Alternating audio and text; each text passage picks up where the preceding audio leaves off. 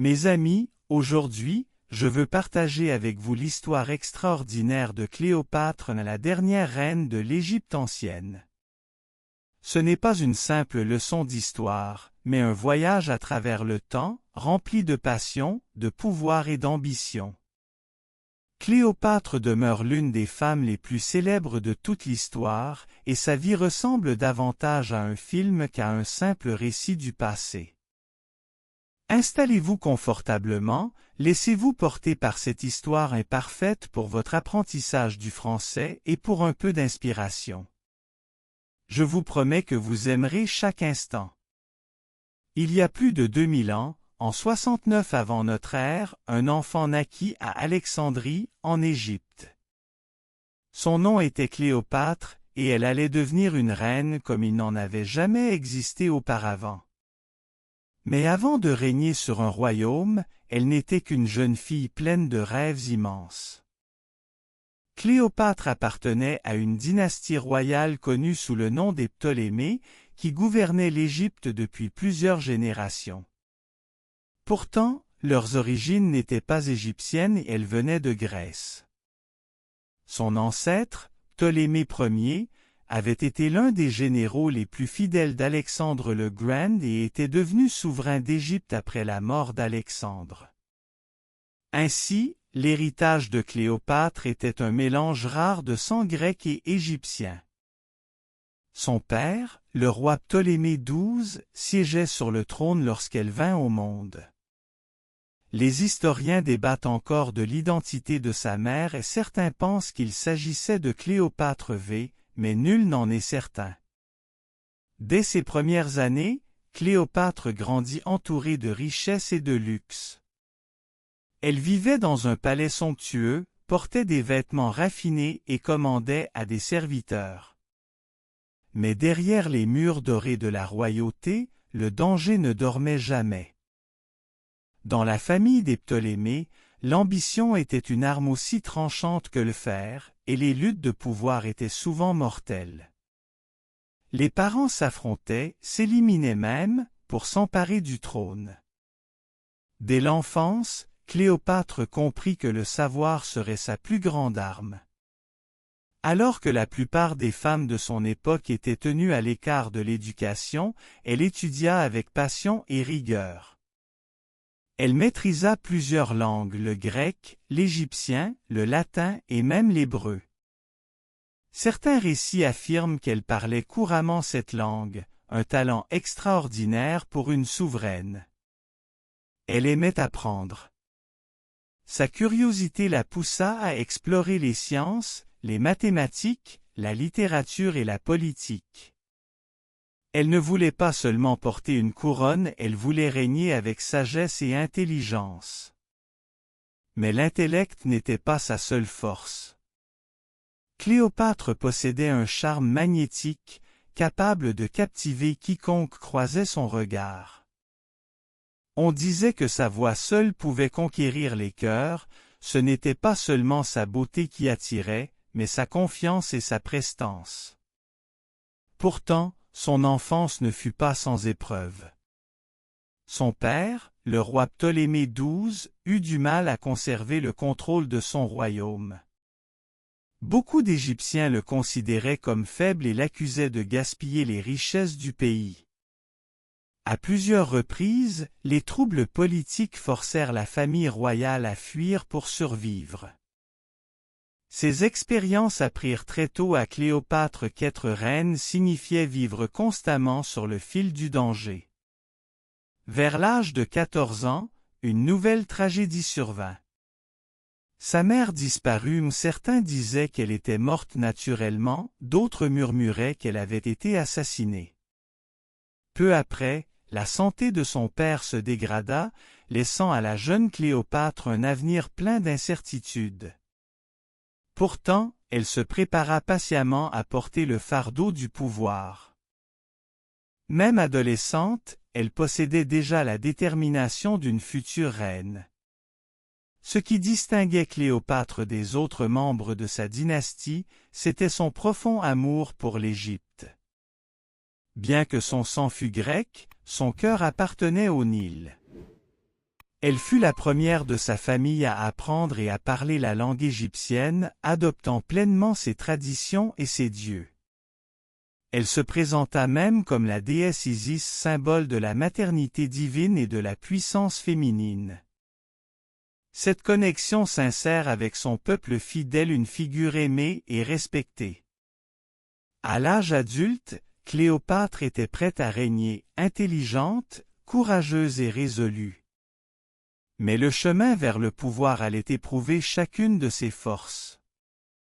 Ainsi commence l'histoire de celle qui devint l'une des souveraines les plus légendaires que le monde ait connues. Cléopâtre ne fut jamais une jeune femme ordinaire. Dès sa naissance, le destin semblait l'avoir choisie pour la grandeur. Pourtant, la route vers le trône d'Égypte fut semée d'embûches, trahisons, intrigues et audaces politiques. À 18 ans, son père, le roi Ptolémée XII, mourut. Dans son testament, il ordonna que Cléopâtre gouverne l'Égypte mais pas seule. Elle devait partager le trône avec son frère cadet, Ptolémée XIII, âgé de seulement 10 ans. Dans l'Égypte ancienne, il était courant que frères et sœurs règnent ensemble, parfois même qu'ils se marient pour préserver le sang royal.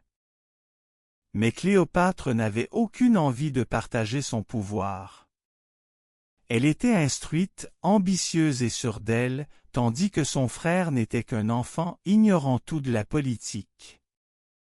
Elle se savait bien plus capable de guider le destin de son royaume. Au début, elle tenta de coopérer, mais il devint vite évident que les puissants conseillers de la cour ne voulaient pas d'une femme forte sur le trône. Les conseillers de son frère conspirèrent contre elle, répandant des mensonges et la faisant passer pour une menace. Ils préféraient Ptolémée XIII, plus docile et plus facile à manipuler. En peu de temps, Cléopâtre fut chassée du palais et contrainte à l'exil. Imaginez-la, la reine légitime d'Égypte, autrefois entourée de splendeur, errant désormais dans le désert brûlant, accompagnée seulement d'une poignée de fidèles. Elle avait perdu son foyer, son trône et sa sécurité. Mais pas son esprit. Cléopâtre n'était pas de celles qui se soumettent au destin. Même en exil, elle commença à préparer son retour. Elle comprit que, pour reprendre le pouvoir, il lui faudrait un allié, quelqu'un de suffisamment puissant pour défier ses ennemis. Et le destin lui offrit bientôt une occasion inespérée. À cette époque, un général romain célèbre arriva en Égypte, Jules César. César était l'un des hommes les plus influents du monde, maître d'armée redoutable et architecte du futur de Rome. Cléopâtre vit en lui la clé pour reconquérir son royaume. Mais rencontrer César n'allait pas être chose facile. Ses ennemis contrôlaient le palais, et elle savait qu'elle ne pouvait s'y présenter ouvertement. Alors, elle imagina un plan aussi audacieux qu'inoubliable. Une nuit, elle ordonna à son serviteur de l'enrouler dans un grand tapis, oui, un tapis, et de le livrer comme un cadeau aux appartements de César. Lorsque le tapis fut déroulé devant lui, Cléopâtre en sortit, calme, rayonnante, les yeux pleins d'assurance et d'esprit. La scène laissa César sans voix. Devant lui se tenait une jeune femme d'une intelligence et d'une prestance rares, assez courageuse pour risquer sa vie afin de le rencontrer. Cléopâtre parla avec grâce et conviction. Elle lui raconta ses épreuves, sa vision pour l'Égypte et son désir de régner avec sagesse.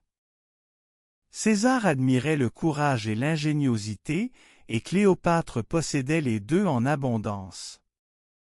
Séduit par sa bravoure et fasciné par son charme, César décida de la soutenir. Ensemble, ils élaborèrent un plan pour vaincre Ptolémée XIII et ses conseillers corrompus. Quand les combats éclatèrent, les forces réunies de César et de Cléopâtre écrasèrent leurs ennemis. Après une bataille féroce sur les rives du Nil, Ptolémée XIII fut vaincu, et Cléopâtre retrouva son trône. Son retour au pouvoir marqua un nouveau départ.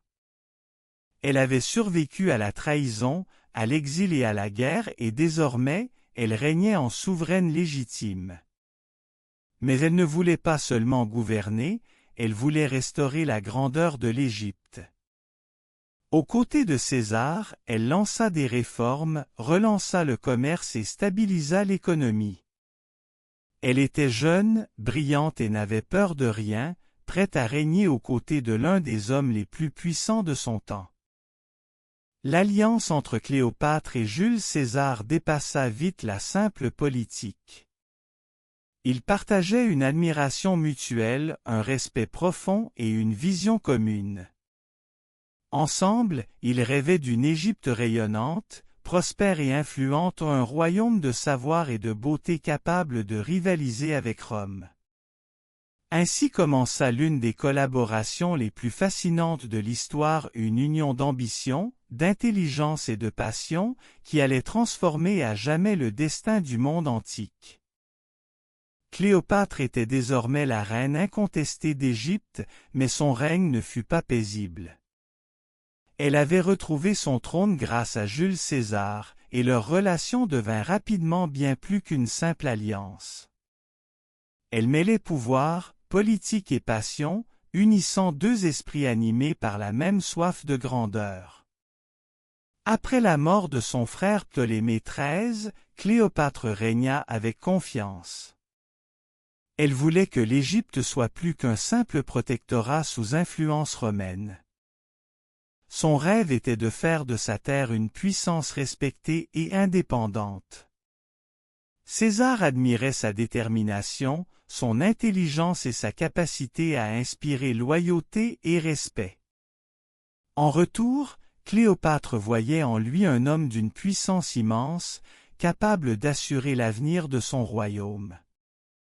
Même si César était bien plus âgé, il avait la cinquantaine, tandis que Cléopâtre n'avait guère plus de 20 ans, la différence comptait peu. Leurs esprits se comprenaient, et tous deux partageaient un sentiment profond de destinée. Ils passaient de longues journées à discuter de politique, de philosophie, de stratégie et d'empire. Ensemble, ils naviguèrent sur le Nil, visitèrent les temples et admirèrent les trésors de l'Égypte. Cléopâtre lui révéla la splendeur de sa culture, son art, son architecture, son savoir et César en fut émerveillé. Loin des préjugés romains, il découvrit une civilisation d'une richesse infinie. En 47 avant notre ère, Cléopâtre donna naissance à un fils qu'elle nomma Ptolémée César, mais que l'on appela bientôt Césarion, le petit César. Pour elle, cet enfant représentait l'union de deux mondes, l'Égypte et Rome, et elle rêvait qu'un jour il règne sur les deux. Pour Cléopâtre, Césarion n'était pas seulement son fils, il incarnait son rêve d'un empire où l'Égypte ne serait plus dominée, mais reconnue. Mais les rumeurs traversèrent bientôt la Méditerranée. À Rome, l'histoire de cette reine étrangère ensorcelant César se répandit comme un feu. Beaucoup la détestaient, la voyant comme une manipulatrice ambitieuse cherchant à séduire Rome pour mieux la dominer. Les sénateurs murmuraient qu'elle voulait faire d'Alexandrie la capitale d'un nouvel empire. César, pourtant, ne se laissa pas influencer par ces ragots. Lorsqu'il retourna à Rome, il invita Cléopâtre à le rejoindre. Elle accepta et partit avec son jeune fils, entouré d'une escorte si somptueuse que les Romains en furent éblouis. Son arrivée fut un spectacle inoubliable, chars dorés, animaux exotiques et serviteurs vêtus des couleurs du Nil. Cléopâtre voulait que Rome voie la puissance de l'Égypte de ses propres yeux. À Rome, Cléopâtre vécut dans une luxueuse villa proche de la demeure de César. Elle assista à des banquets, rencontra des sénateurs et influença même la mode romaine avec son élégance égyptienne. Pourtant, tout le monde ne l'accueillit pas avec bienveillance. Les femmes romaines murmuraient sur son audace, les hommes redoutaient son influence. Cléopâtre attirait l'attention partout où elle allait, non seulement par sa beauté, mais par son intelligence et son assurance. À mesure que le pouvoir de César grandissait, les tensions s'intensifièrent autour de lui. En 44 avant notre ère, il se proclama « dictateur à vie », un titre qui fit trembler les défenseurs de la République. Les conspirations naquirent dans l'ombre. Cléopâtre sentit le danger approcher, mais elle ne pouvait rien y changer. Puis vint le jour tragique où tout bascula, Jules César fut assassiné au Sénat romain par ceux-là même qui avaient juré de le protéger. La nouvelle frappa Cléopâtre comme un coup de foudre.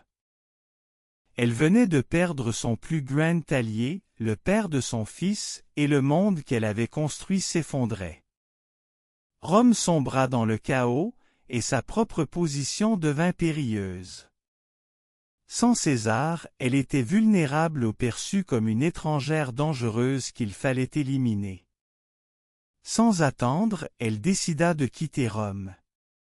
Avec son fils, ses trésors et ses serviteurs, elle prit la route du retour vers Alexandrie avant que les ennemis de César ne puissent l'atteindre. De retour en Égypte, Cléopâtre affronta son deuil avec dignité. Elle refusa de se laisser consumer par la tristesse. Au contraire, elle se consacra à la stabilité de son royaume, elle renforça l'armée, améliora l'économie et redonna confiance à son peuple. Plus que jamais, elle se voua à l'avenir de son fils, l'initiant à la politique, à la sagesse et à la grandeur du rôle qu'il devrait un jour endosser. Mais au fond, elle savait la vérité, l'Égypte dépendrait toujours de Rome. Et désormais, Rome était divisée. Après la mort de César, plusieurs hommes puissants se disputaient son héritage.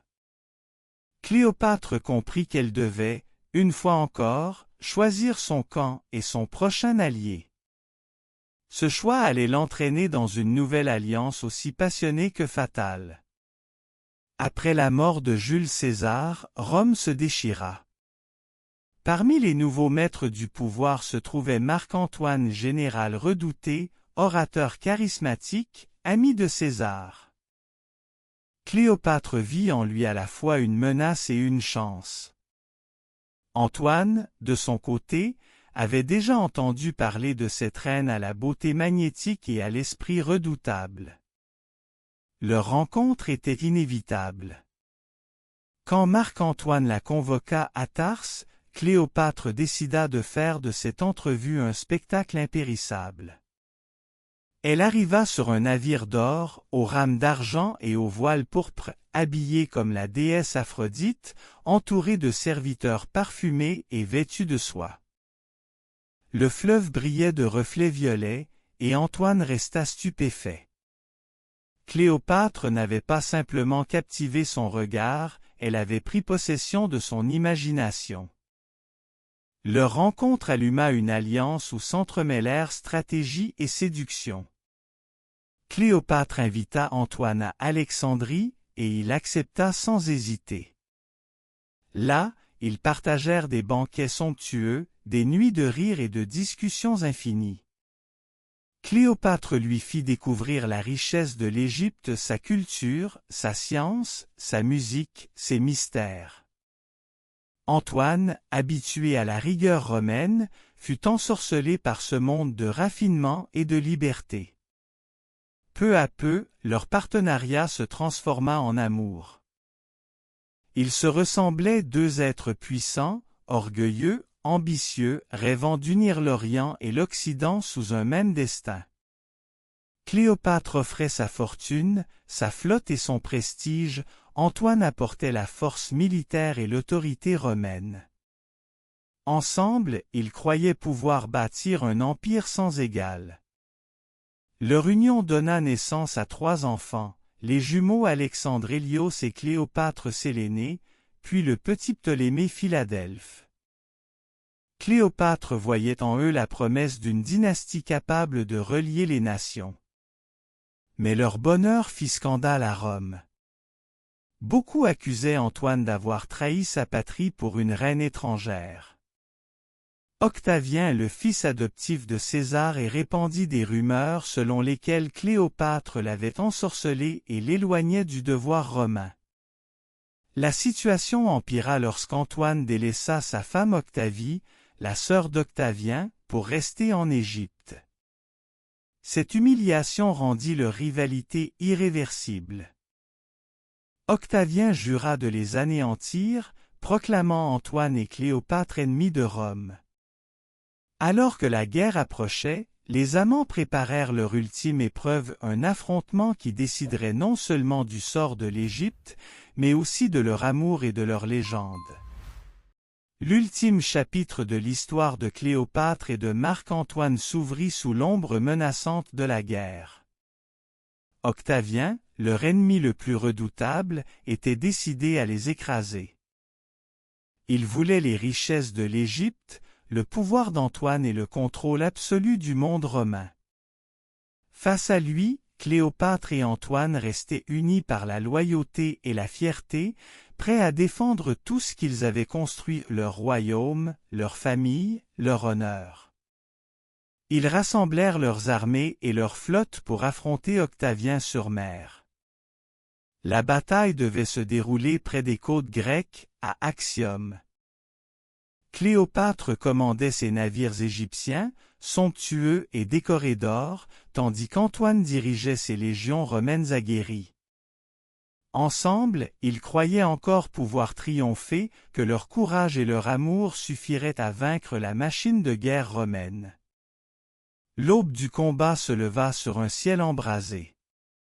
Le vent gonflait les voiles, le tonnerre des tambours résonnait sur la mer, et les flèches volaient comme des éclats de feu. Cléopâtre et Antoine observaient l'horizon, où les voiles ennemies se découpaient dans la brume. Pendant des heures, la mer fut un champ de chaos, des navires s'entrechoquaient, les cris des soldats se mêlaient au rugissement des flammes.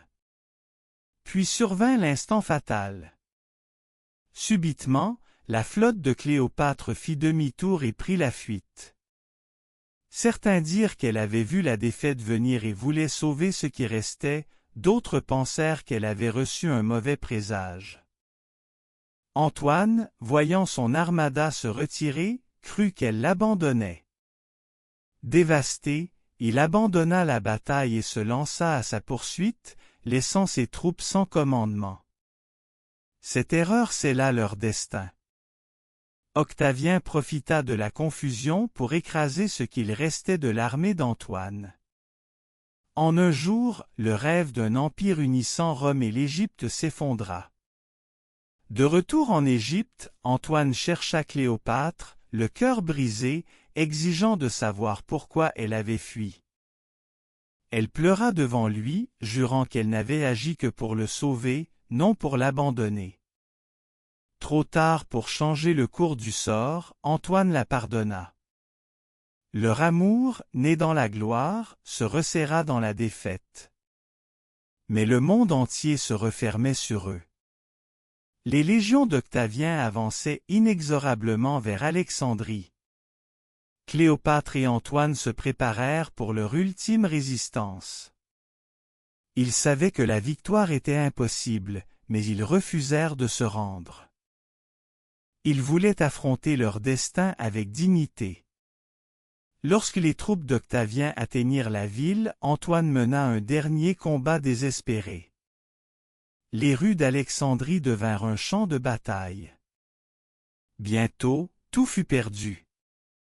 En plein chaos, Antoine apprit une nouvelle terrible, Cléopâtre serait morte. Croyant son amour disparu, il décida de ne pas survivre à sa défaite. Il tomba sur son épée, préférant mourir en homme libre plutôt qu'en prisonnier.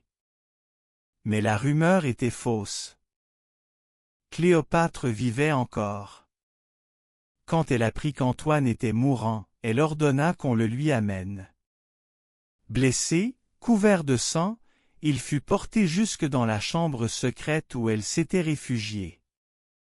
Là, dans un silence parfumé d'encens et de lotus, il rendit son dernier souffle dans ses bras à le guerrier qu'elle avait aimé, le roi qu'elle avait suivi jusqu'au bout. À ce moment-là, Cléopâtre sut que sa propre fin approchait. Octavien était aux portes du palais. Elle savait ce qu'il lui réservait, être capturé, exposé à Rome, enchaîné dans un triomphe comme un trophée de guerre. Pour elle, ce sort était pire que la mort. Elle avait affronté des empereurs, défié des empires, jamais elle n'accepterait l'humiliation. Dans ces dernières heures, Cléopâtre prépara soigneusement sa sortie du monde. Elle se para de ses plus beaux vêtements, posa sa couronne sur sa tête et s'entoura de tout ce qui symbolisait sa royauté, l'or, les bijoux, les encens, les symboles d'Isis. Ses fidèles servantes l'aidèrent en silence, comprenant qu'elle assistait à la fin d'une légende. Selon la tradition, elle fit apporter un panier de figues dissimulant un aspic, un serpent sacré, symbole de royauté et de renaissance. Cléopâtre prit l'animal dans ses mains et le laissa la mordre. Le venin agit rapidement, et une paix étrange adoucit ses traits. Elle mourut comme elle avait vécu, fière, maîtresse de son destin, souveraine jusqu'à la dernière seconde. Lorsque les soldats d'Octavien la découvrirent, elle reposait sur un lit d'or, vêtue comme une déesse, la couronne encore brillante dans la lumière tamisée. À ses côtés gisait le serpent, mort lui aussi. Octavien, victorieux, resta muet devant cette image. Il avait conquis l'Égypte, mais il n'avait pas conquis son âme. Avec la mort de Cléopâtre, l'indépendance de l'Égypte prit fin. Octavien annexa le royaume, faisant de cette terre ancienne une province romaine. Mais l'histoire de Cléopâtre, elle, ne disparut pas. La nouvelle de sa mort se répandit comme une onde à travers l'Empire. À Rome, certains parlaient de courage, d'autres de défi. Même ses ennemis ne purent nier sa grandeur. Octavien, désormais maître du monde, prit le nom d'Auguste et devint le premier empereur de Rome. Il avait conquis l'Égypte, mais dans le même geste, il avait immortalisé le nom de Cléopâtre. En Égypte, le peuple pleura sa reine. Pour eux, Cléopâtre n'était pas une étrangère issue du sang grec, elle était la fille du Nil, la gardienne de leur dieu et de leur tradition. Elle avait parlé leur langue, honoré leurs croyances et protégé leurs terres contre les invasions. Elle avait régné non par vanité, mais par conviction. Elle croyait profondément que le cœur de l'Égypte devait battre libre, même au milieu des empires. Les siècles passèrent, et les historiens débattirent de son image. Était-elle une séductrice calculatrice ou une souveraine visionnaire? Ceux qui regardaient au-delà des mythes voyaient une femme d'une force rare, une stratège, une érudite, une dirigeante qui refusa d'être un simple pion dans le jeu des puissants. Cléopâtre ne se contenta jamais d'exister dans l'histoire, elle en fut l'auteur. Sa vie bouleversa la manière dont le monde percevait le pouvoir. À une époque où la voix des femmes était étouffée, elle parla avec autorité. Dans un monde gouverné par la guerre, elle régna par l'intelligence et la persuasion. Son règne prouva que la puissance pouvait venir non seulement de l'épée, mais aussi de l'esprit. Des générations plus tard, les poètes, les artistes et les savants ravivèrent sa mémoire. Pour les Romains, elle devint une énigme fascinante, pour les Égyptiens, une source de fierté. Shakespeare la fit renaître dans ses vers comme « La reine qui ne vieillit point, un esprit trop audacieux pour être soumis à la mort ». Les peintres la représentèrent dans des scènes de lumière et d'ombre, où la beauté se mêlait à la tragédie. Mais au-delà des légendes et des passions, la vérité demeurait simple, Cléopâtre était profondément humaine. Une femme qui tenta de préserver son peuple dans un monde d'ambition et de conquête. Ses décisions ne furent pas toujours parfaites, mais elles furent toujours guidées par la volonté de protéger l'Égypte. Elle porta sur ses épaules le poids de l'amour et du pouvoir, de la loyauté et du devoir, jusqu'à son dernier souffle. Même après 2 millénaires, son influence reste vivante. Son nom évoque encore la beauté, la sagesse et la dignité.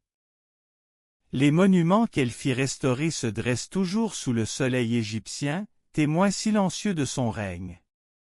Et bien que sa tombe ait été perdue, son souvenir ne s'est jamais effacé. Son histoire continue de renaître, comme le Nil après les crues éternelles, lumineuse, indomptable. Cléopâtre n'a pas seulement marqué son époque, elle a traversé les siècles comme un symbole.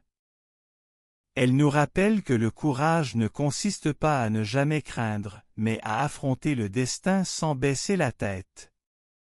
Elle nous enseigne que la grandeur ne réside pas dans la durée du règne, mais dans la force avec laquelle on choisit de vivre. À travers les âges, son nom est devenu synonyme de puissance et de liberté.